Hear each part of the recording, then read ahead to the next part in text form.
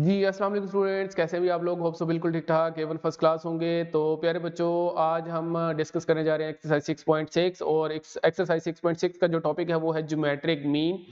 तो हमने अभी तक डिस्कस किया अरिथमेटिक प्रोग्रेशन, अरिथमेटिक मीन और अरिथमेटिक सीरीज और ज्योमेट्रिक प्रोग्रेशन को। तो हम ज्योमेट्रिक मीन के बारे में आज डिस्कस करने लगे हैं। तो प्यारे बच्चों, जिस तरह से हमने अरिथमेटिक मीन पढ़ा था, ये बिल्कुल सेम ऐसे ही है, बस इसके अंदर जो है वो हमारे पास जो इन्वॉल्वमेंट होगी वो ज्योमेट्रिक प्रोग्रेशन की होगी, बस इतनी सी बात है।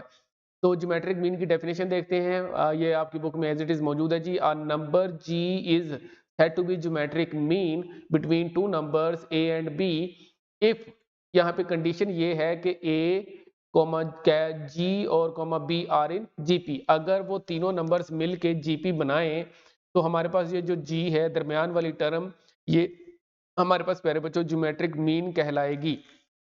अब ये बात कंफर्म है कि हमारे पास अगर हम जी ए और बी के दरमियान लिख लेते हैं, अगर वो ज्योमेट्रिक प्रोग्रेशन बनाएंगे तभी वो जी जो है वो ज्योमेट्रिक मीन कहलाएगा प्यारे बच्चों। तो अदरवाइज वो ज्योमेट्रिक मीन नहीं कहलाएगा। अगर फर्ज करो वो कहता है कि यहाँ पे आर इन एपी है, तो फिर जाहिर सी बात है वो ज्योमेट्रिक मीन की बजाय क्या बन जाना था, अरिथमेटिक मीन। तो अब यहाँ पे हम कॉमन रेशियो वाली कंडीशन को इस्तेमाल करेंगे कि अगर हम कैपिटल जी को स्मॉल ए से डिवाइड करें, यानी कि second term divided by first term G over A, ये बराबर होगा मेरे प्यारे बच्चों बी ओवर ए, यानी कि last term divided by second last term B over G.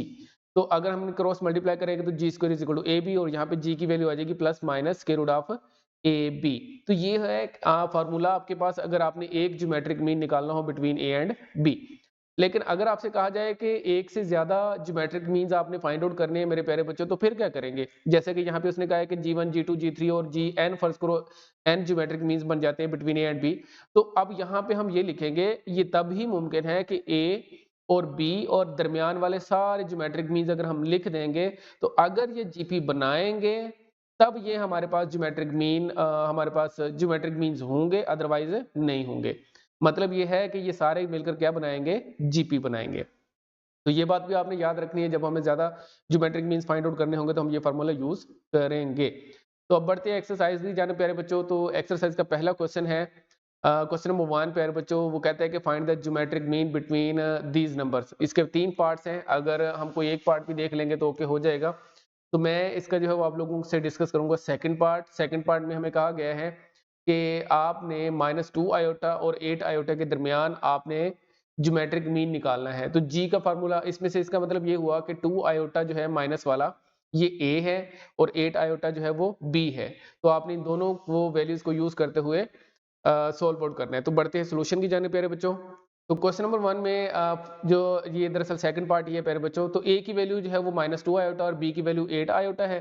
तो हम प्यारे बच्चों जो है वो फार्मूला लगाएंगे यहाँ पे G is equal to plus minus square root of A B, अभी हमने जो है वो डील किया था। तो ए की वैल्यू -2 आयोटा और बी की वैल्यू प्यारे बच्चों 8 आयोटा।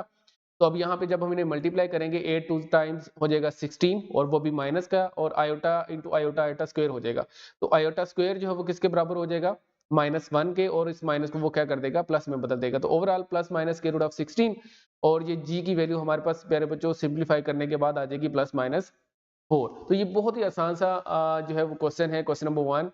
क्वेश्चन नंबर 2 की जाने बढ़ते हैं प्यारे बच्चों। क्वेश्चन नंबर 2 की स्टेटमेंट ये कहती है कि insert 4 real geometric means between 3 and 96। हमें 3 और 96 के दरमियान जो है वो 4 ज्योमेट्रिक मीन्स इंसर्ट करने हैं, फाइंड आउट करने हैं। इसका मतलब ये हुआ कि 3 और 96 के दरमियान हमें 4 ज्योमेट्रिक प्रोग्रेशन की टर्म्स फाइंड आउट करनी है। एक्चुअल बात ये है। तो हमें A1 और R चाहिए किसी न किसी तरीके से। तो बढ़ते हैं सोल्यूशन की जानिब प्यारे बच्चों। क्वेश्चन नंबर 2 में प्यारे बच्चों हमारे पास हम सबसे पहले लेट कर लेंगे कि 4 ज्योमेट्रिक मीन्स जो हमने फाइंड आउट करने हैं वो हैं G1 G2 G3 और G4, और 3 और 96 के दरमियान। तो जब हम इन्हें तरतीब से लिख लेंगे, ऑब्वियसली प्यारे बच्चों 3, G1 G2 G3 G4, 96 ये क्या बनाएंगे, जीपी बनाएंगे। ये तो कंफर्म है, हमें अभी अभी हमने जो है वो टॉपिक डिस्कस किया था उसके अंदर ये चीज कंफर्म थी। तो यहाँ पे हमें A1 और R चाहिए। अब A1 का मतलब है पहली टर्म ये है हमारे पास 3 प्यारे बच्चों, और अभी हमें R भी चाहिए। तो R के लिए हम कंसीडर करेंगे लास्ट वाली टर्म यानी कि 96 को। अब 96 कितने नंबर पे आ रही है, अगर आप इसे काउंट कर लेंगे तो ये आ रही है 6th नंबर पे। तो मैं A6 इज इक्वल टू 96 लिख लूंगा, और लेकिन A6 का ज्योमेट्रिक प्रोग्रेशन के अंदर बकायदा एक फार्मूला है, वो क्या है, A1 R की पावर 5। तो a1 r की पावर 5 इज इक्वल टू 96। तो यहाँ पे a1 की वैल्यू तो मेरे पास 3 है, तो मैं 3 पुट कर दिया यहाँ पे, और r की पावर 5 इज इक्वल टू 96, और r की पावर 5 इज इक्वल टू प्यारे बच्चों क्या बन जाएगी 32, जब मैं दोनों तरफ 3 से डिवाइड कर दूंगा। तो अगर यहाँ पे मैं 32 को 2 की पावर 5 लिख लूँ, तो इसका मतलब ये हुआ कि मेरे पास जो r है वो डायरेक्टली किसके बराबर आ जाएगा, 2 के बराबर आ जाएगा। अब मेरे पास यहाँ पे a1 की वैल्यू भी जो है वो मौजूद है, और r की वैल्यू भी मौजूद है। तो मैं क्या करूंगा, यहाँ पे G1 फाइंड आउट करूंगा, G2 और G3। लेकिन कैसे? लेकिन यहाँ से देखें मेरे बच्चों, ये जो G1 है ये दरअसल सेकंड टर्म है, और सेकंड टर्म का हमारे पास क्या फार्मूला होता है, A1 R। अगर डायरेक्टली देखा जाए तो G1 का यही फार्मूला होगा, G1 A1 R। और यहाँ पे आपने a1 और r की वैल्यूज पुट आउट की, तो 3,2 3 multiplied by 2 that is equal to 6। इसी तरह से अगर हम G2 की बात करें तो वो हमारे पास थर्ड टर्म है, और थर्ड टर्म का हमारे पास ज्योमेट्रिक प्रोग्रेशन के अंदर फार्मूला होता है a1 r का स्क्वायर। तो यहाँ पे 3 इंटू r2 का स्क्वायर हो जाएगा, दैट इज इक्वल टू 12। इसी तरह से हमारे पास प्यारे बच्चों G3 आ जाएगी। G3 हमारे पास a4 है, और a4 का फार्मूला होता है a1 r का क्यूब। तो हमारे पास 3 इंटू 2 का क्यूब, 2 का क्यूब प्यारे बच्चे बना 8, 8 3 जार 24। तो ये हमारे पास 24 आ चुका है। इसी तरह से आपने जो G4 है वो भी फाइंड आउट कर लिया, क्योंकि G4 इज इक्वल टू है A5, जहां से देख सकते हैं G4 जो है वो फिफ्थ टर्म है, और फिफ्थ टर्म हमारे पास A1 R की पावर क्या है प्यारे बच्चों, 4। तो यहाँ पे A1 और R की वैल्यू जब आप पुट आउट कर देंगे तो हमारे पास ये बन जाएगा प्यारे बच्चों 48। तो इस तरह से आपने G1 G2 G3 और G4 चार ज्योमेट्रिक मीन्स फाइंड आउट करके उसे दे दिए। तो बढ़ते हैं प्यारे बच्चों अगले क्वेश्चन की जानिब।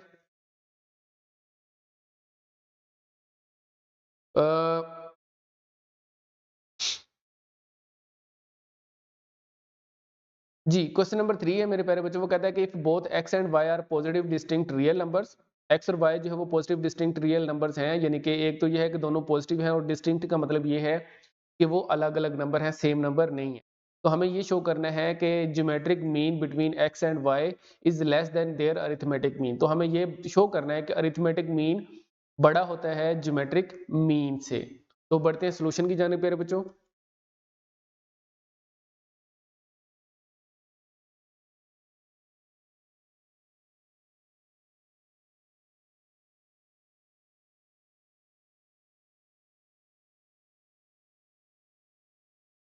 तो प्यारे बच्चों क्वेश्चन नंबर 3 के सोल्यूशन में देखें कि अरिथमेटिक मीन और ज्योमेट्रिक मीन को हम सबसे पहले लेट कर लेंगे।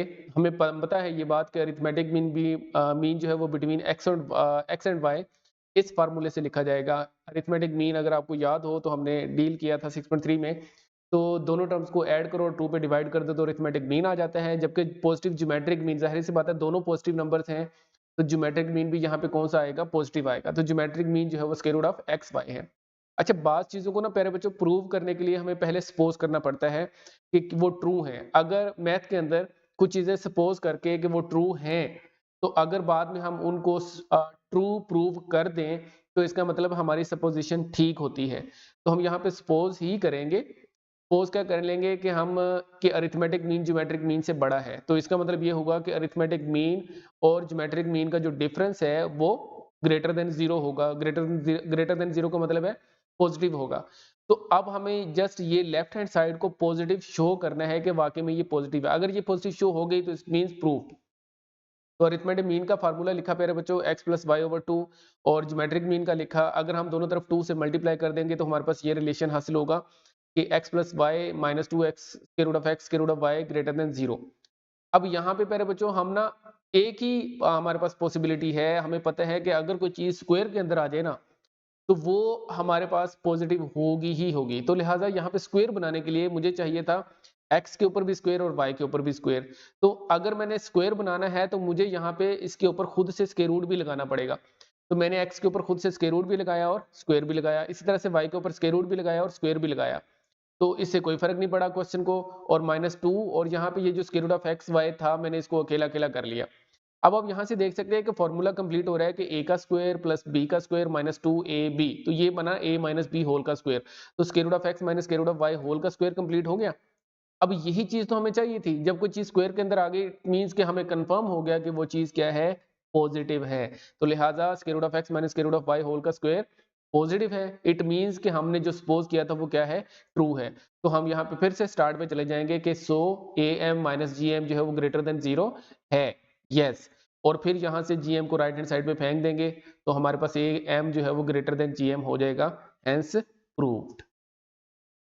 तो नेक्स्ट क्वेश्चन है मेरे बच्चों हमारे पास, नेक्स्ट क्वेश्चन आप इसे इंपॉर्टेंट लॉन्ग कह सकते हैं। इस तरह का अरिथमेटिक मीन के बारे में भी हमने क्वेश्चन किया था, क्वेश्चन नंबर 4 जैसा कि यहाँ पे है।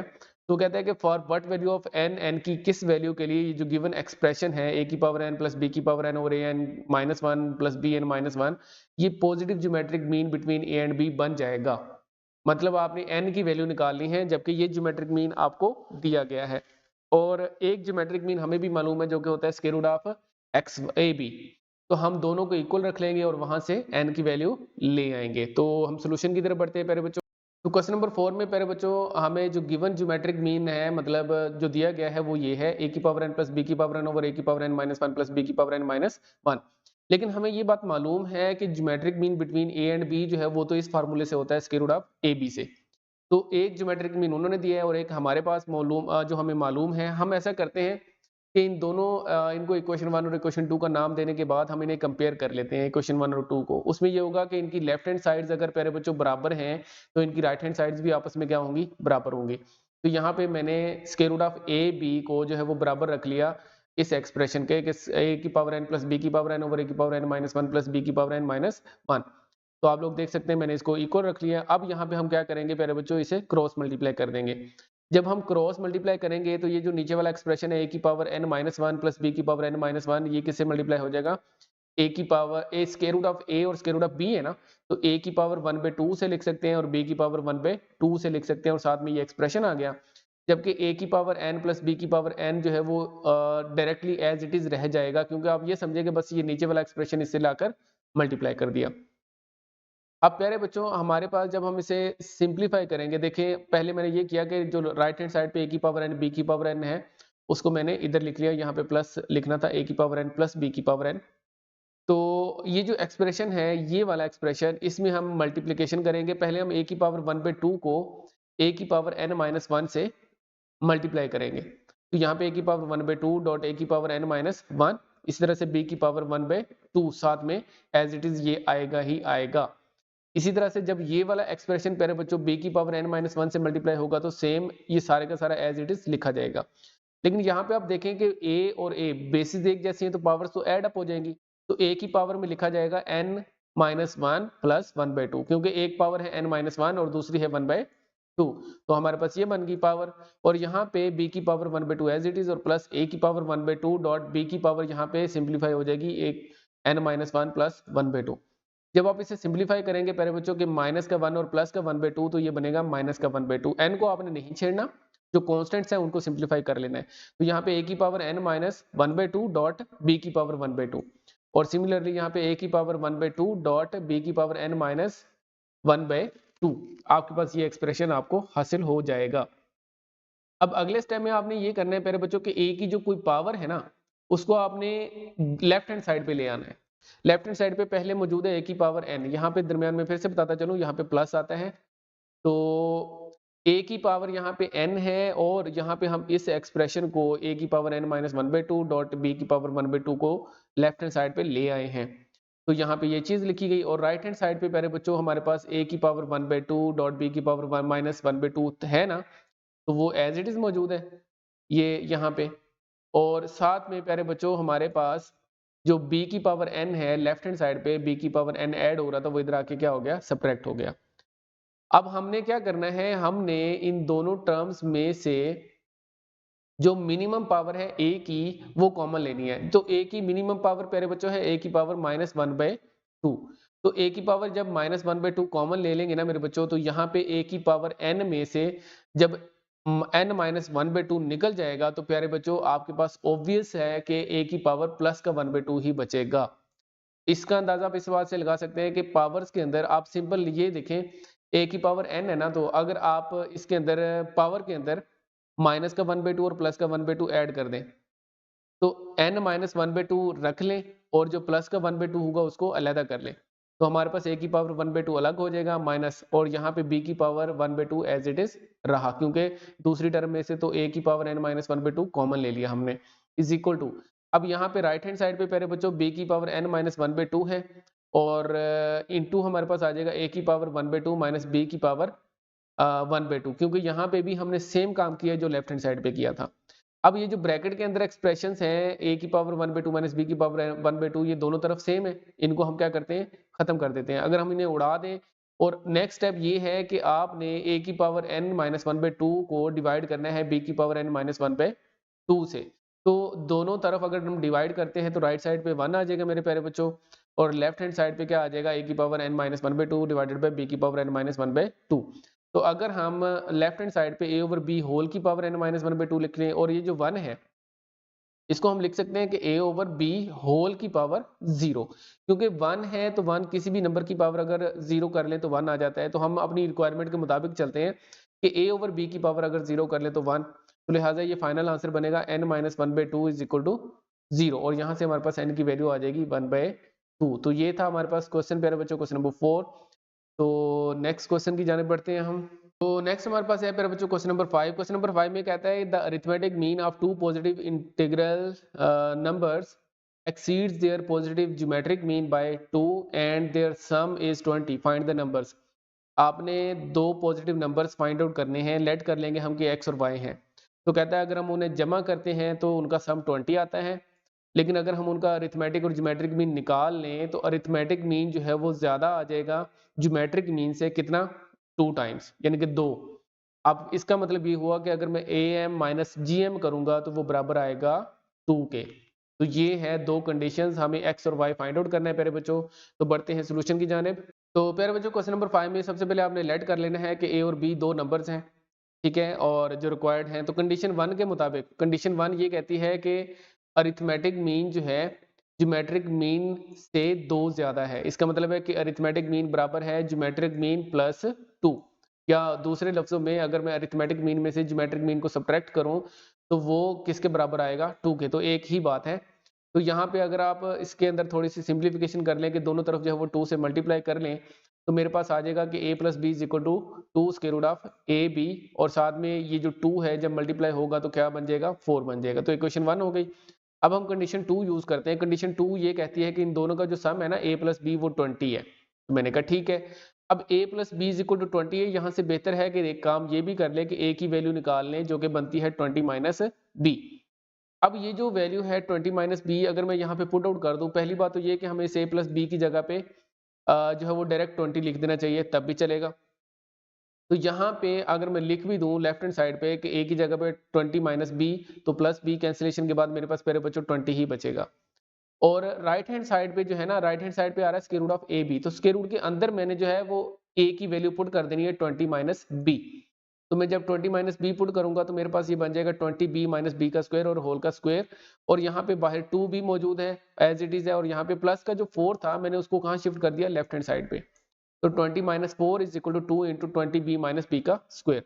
तो अगर यहाँ पे लेफ्ट हैंड साइड पे सिंप्लीफिकेशन करें तो 16 आ गया सिंपली, और अगर मैं 2 से डिवाइड कर दूं दोनों तरफ तो मेरे पास लेफ्ट हैंड साइड पे 8 बचेगा और राइट हैंड साइड पे ये। तो अब हमारे पास इस स्क्वायर रूट को खत्म करने के लिए हमें क्या करना पड़ेगा, स्क्वायर लेना पड़ेगा। जब हमने दोनों तरफ स्क्वायर लिया तो 64 इज इक्वल टू आया प्यारे बच्चों 20 बी माइनस बी का स्क्वायर। अब ये जो राइट हैंड साइड पे जितनी भी चीज लिखी हुई है इसको मैं लेफ्ट हैंड साइड पे ले जाऊंगा तो साइन चेंज हो जाएंगे, b square minus 20 b plus 64 is equal to 0। और उसके बाद प्यारे बच्चों इसके हम यहाँ पे फैक्टर्स बना लेंगे, 16 और 4 इसके फैक्टर्स बनेंगे, माइनस का 16 और माइनस का 4, और सिंप्लीफाई करेंगे मेरे प्यारे बच्चों तो हमारे पास b की दो वैल्यूज आ जाएंगी 16 और 4। अब हमें a भी चाहिए, तो जब हम लिखेंगे कि अगर b की वैल्यू 16 अगर हम लिखते हैं तो a की वैल्यू कितनी आ जाएगी, शुरू में हमने लिखा था कि a is equal to 20 minus b, तो यहाँ पे 20 माइनस 16 करेंगे तो a की वैल्यू आ जाएगी 4, और इसी तरह से जब हम b की वैल्यू 4 को यूज करेंगे तो 20 माइनस 4 करने से 16 आ जाएगी। तो इसका मतलब है कि 4 और 16 वो नंबर्स हैं जो कि रिक्वायर्ड थे हमसे। तो last question of the exercise प्यारे बच्चों क्वेश्चन नंबर 6, क्योंकि 7 और 8 हमारे स्मार्ट सिलेबस का हिस्सा नहीं है। तो क्वेश्चन नंबर 6 है वो कहता है कि arithmetic mean of two numbers is 5 और ज्योमेट्रिक मीन इज 4। दो नंबरों का अरिथमेटिक और ज्योमेट्रिक मीन आप लोगों को दिया गया है, हमें नंबर निकालने हैं। तो ये बहुत ही ज़्यादा आसान है प्यारे बच्चों, तो हम सोल्यूशन की जानिब बढ़ते हैं। हम सबसे पहले लेट करेंगे प्यारे बच्चों के a और b जो है वो दो नंबर्स हैं। तो हम जब उनका अरिथमेटिक मीन लेंगे तो हमें गिवन है कि अरिथमेटिक मीन 5 के बराबर है, तो a plus b divided by 2 is equal to 5 आ गया। और फिर जब मैं इसे सिंप्लीफाई करूंगा तो a plus b is equal to 10 आ जाएगा मेरे प्यारे बच्चों।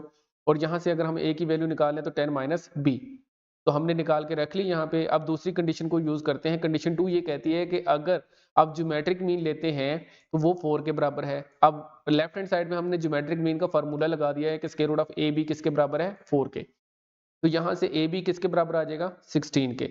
अब हम जो इक्वेशन 1 से जो वैल्यू निकाली हुई है ना, हमारे पास a की वैल्यू वो यहाँ पे पुट आउट कर देते हैं क्वेश्चन 2 में। तो वो है 10 माइनस बी और मल्टीप्लाई किससे हो रही है, b के साथ। तो ये बनेगा 10 b minus b square is equal to 16 प्यारे बच्चों। जब हम इसे सिंप्लीफाई करेंगे तो हमारे पास एक क्वाड्रेटिक एक्सप्रेशन बन जाएगा, क्वाड्रेटिक इक्वेशन बनेगी। तो ये यहाँ पे फैक्टर्स बनेंगे माइनस का 8 और माइनस का 2। तो फैक्टर्स बनाने के बाद पहले दो में से कुछ कॉमन लेंगे तो b माइनस 8, फिर अगले दो में से कुछ कॉमन लेंगे, अगले दो में से माइनस का 2 कॉमन लेंगे तो ये बनेगा b माइनस 8। तो यहाँ पे b की वैल्यू 2 आ गई है प्यारे बच्चों, b की वैल्यू 2 आई है और b की वैल्यू 8 आई है। तो b की वैल्यू 2 के लिए हम a की वैल्यू अगर हम देखें तो a इज इक्वल टू है 10 माइनस हमारे पास है 8। यहाँ पे b की वैल्यू 8 के लिए हमने कर दिया है। तो b की वैल्यू अगर 8 होगी तो a 10 माइनस 2 करेंगे तो हमारे पास 10 माइनस 8 करेंगे प्यारे बच्चों तो a इज इक्वल टू 2 आ जाएगा। यहाँ पे जस्ट उलट कर लीजिएगा बेटा, यहाँ पे 2 है तो 8 है दरअसल, और यहाँ पे 8 की जगह पे 2 है। तो a की वैल्यू यहाँ पे जब हम b की वैल्यू 2 लेते हैं तो a की वैल्यू 8 हो जाएगी। इट मीन्स कि सिर्फ और सिर्फ 2 और 8 ही वो नंबर्स थे जो हमसे रिक्वायर्ड थे। तो ये था हमारे पास क्वेश्चन नंबर 6 प्यारे बच्चों, last question of the exercise. तो खुश रहें प्यारे बच्चों, आबाद रहें, हंसे मुस्कुराते रहें, चिल मारें, एंजॉय करें, लाइफ के अंदर आगे बढ़ते रहें। एक चीज़ मैं आपको बताता चलूँ कि ये लेक्चर मैंने इस तरह से क्यों अपलोड किया है कि बाद बच्चों की डिमांड आ रही थी कि हमें सोल्यूशन की फॉर्म में जो है दे दिया करें, पढ़ाएं तो वो ज़्यादा मुनासिब रहेगा। हमें ये आइडिया हो जाता है कि हमारा सोल्यूशन कहाँ तक जाएगा, कितना है। तो प्रेजेंटेशन इस एक्सरसाइज की मैं प्रेजेंटेशन भी अपलोड कर दूंगा बाद में। तो उसमें भी अगर आपको यहाँ से मेथडोलॉजी समझ नहीं आएगी तो वो पूरे का पूरा प्रॉपर लेक्चर दोबारा से अपलोड हो जाएगा, तो परेशान ना होइएगा। और पीडीएफ नोट्स के लिए आप लोगों को तरीकाकार पहले से पता है, व्हाट्सएप चैनल के थ्रू भी आ सकते हैं मेरे बच्चों, व्हाट्सएप के थ्रू भी आ सकते हैं। तो खुश रहें, आबाद रहें, हंसते मुस्कुराते रहें, चिल मारें, एंजॉय करें और लाइफ के अंदर आगे बढ़ते रहें। Always keep smiling and stay blessed. अल्लाह हाफिज़।